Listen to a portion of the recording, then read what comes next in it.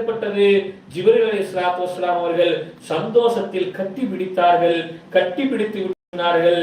இக்ரா யா முஹம்மத் ஸல்லல்லாஹு அலைஹி வஸல்லம், நபியே நாயகமே ஓதுங்கள்.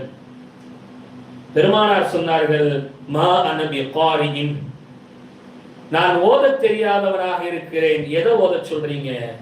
இக்ரா யா முஹம்மத், நாயகமே ஓதுங்கள்.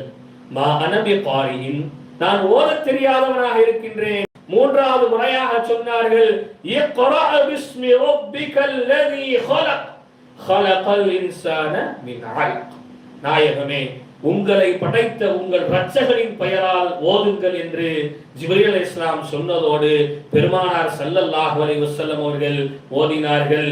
குர்ஆனினுடைய இறங்கப்பட்ட வசனத்தில் முதல் வசனம் இக்ரா பிஸ்மி ரப்பிக்கல் லதீ خلق. இதிலிருந்து நமக்கான படிப்பினை என்ன தெரியுமா? எதை செய்தாலும் நீங்கள் பிஸ்மி இல்லாமல் செய்யாதீர்கள். நபி ஸல்லல்லாஹு அலைஹி வஸல்லம் சொன்னாங்க, பிஸ்மி